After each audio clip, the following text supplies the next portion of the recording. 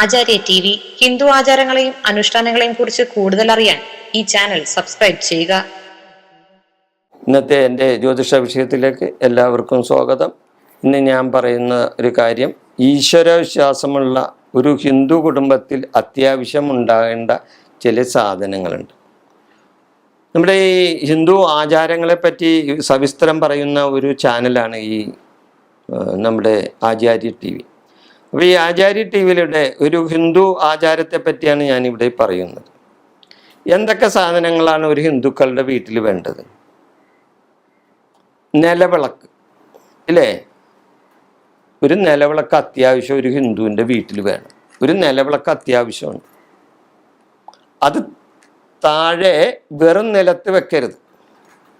ഒരു പീഠത്തിലോ അല്ലെങ്കിൽ ഒരു തളികയിൽ വെക്കാം. ഒരു പീഠത്തിലോ ഒരു തളികയിലോ വേണമെങ്കിൽ ആ നിലവിളക്ക് വെക്കാം. വെറും നിലത്ത് വെക്കരുത് നിലവിളക്ക്. അപ്പോൾ ഒരു ഹിന്ദു കുടുംബത്തിൽ ഒരു നിലവിളക്ക് അത്യാവശ്യമാണ്. അപ്പോൾ ആ വിളക്ക് നമ്മൾ താഴെ വെക്കുമ്പോൾ ഒന്ന് സൂക്ഷിക്കുക. ഒന്നില്ലെങ്കിൽ പീഠത്തിൽ വെക്കാം, അല്ലെങ്കിൽ ഒരു തളികയിൽ വെക്കാം. വിളക്കിന് അലങ്കാരപ്പണി പാടില്ല.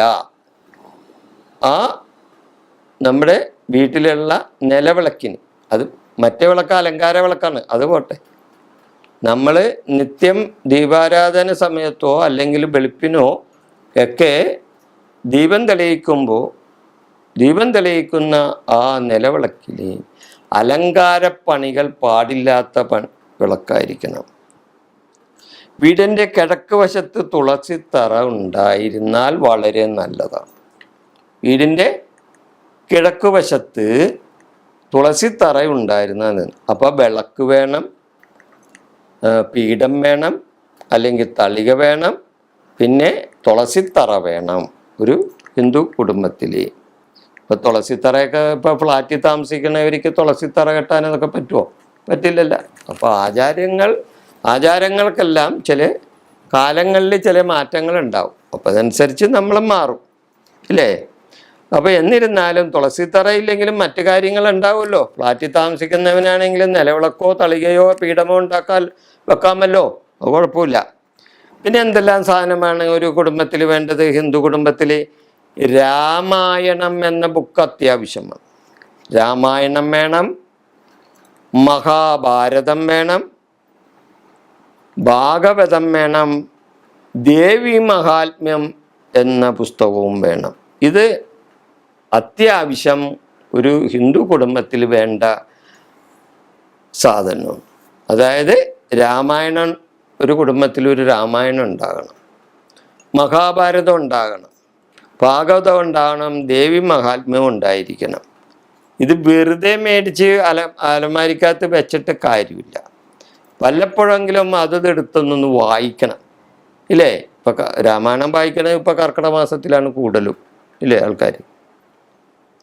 അപ്പോൾ അപ്പോഴെങ്കിലും അതിൻ്റേതായ സമയത്തെങ്കിലും ആ പുസ്തകം എടുത്തൊന്ന് വായിക്കാൻ, അതൊന്ന് പഠിക്കാനും അതൊന്ന് ശ്രവിക്കാനും ഒക്കെ നമ്മുടെ കുടുംബാംഗങ്ങൾക്ക് കഴിയണം. വീടിൻ്റെ ഉമ്മറത്ത് ഇഷ്ടദേവതയുടെ ഒരു ഫോട്ടോ വെക്കണം.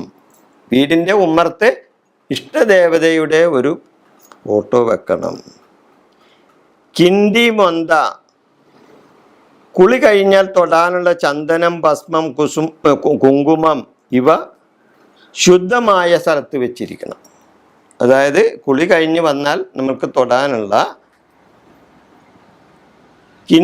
കിണ്ടി മൊന്ത, അത് നമ്മൾ കിണ്ടിയിൽ വെള്ളം വെക്കണ അതൊക്കെ എന്ന് പറയുന്നത് നമ്മൾ പുറത്തു പോയി വരുമ്പോൾ നമ്മുടെ കൈകാലിൽ കഴുകി അകത്തേക്ക് കയറുന്നതിന് വേണ്ടിയാണ് കൂടുതലും. പിന്നെ മറ്റ് ആവശ്യങ്ങൾക്ക് വേണ്ടി കിണ്ടിയിൽ വെള്ളം വെക്കാം, ഇല്ലേ, അല്ലെ മൊന്തയിൽ വെക്കാം. അപ്പോൾ കുളി കഴിഞ്ഞാൽ തൊടാനുള്ള ചന്ദനം അത് ആവശ്യമാണ്, ഭസ്മം ആവശ്യമാണ്, കുങ്കുമം ആവശ്യമാണ്. ഇതെല്ലാം ഇവ ശുദ്ധമായ സ്ഥലത്ത് തന്നെ വെച്ചിരിക്കണം. അല്ലാണ്ട് മത്സ്യം പാകം ചെയ്യണ അടുക്കളയിൽ കൊണ്ടുവന്നല്ല വെക്കേണ്ട സ്ഥലത്ത് തന്നെ അത് വെച്ചിരിക്കണം. ഈശ്വരഭജനം നടത്തുമ്പോൾ ഇരിക്കാനുള്ള ഒരു പുൽപ്പായ ഉണ്ടായിരിക്കണം. നമ്മൾ സന്ധ്യാനാമം ചൊല്ലുമ്പോൾ വീട്ടിൽ ആ സന്ധ്യാനാമം ചൊല്ലുമ്പോൾ ഇരുന്ന് ചൊല്ലാനുള്ള ഒരു പുൽപ്പായം എങ്കിലും നമ്മുടെ ഹിന്ദു കുടുംബത്തിൽ ഉണ്ടായിരിക്കണം. ഇത്രയും കുറച്ച് സാധനങ്ങളെങ്കിലും ഒരു ഈശ്വര വിശ്വാസമുള്ള ഹിന്ദു കുടുംബത്തിൽ ഉണ്ടായിരിക്കണം. ഇതാണ് എനിക്ക് ഈ എപ്പിസോഡിൽ നിങ്ങളോട് പറയാനുള്ളത്. ഈ വിഷയം ഞാനിവിടെ പറഞ്ഞുകൊണ്ട് ഇത് അവസാനിപ്പിക്കുന്നു. നിങ്ങൾക്ക് നന്ദി, നമസ്കാരം.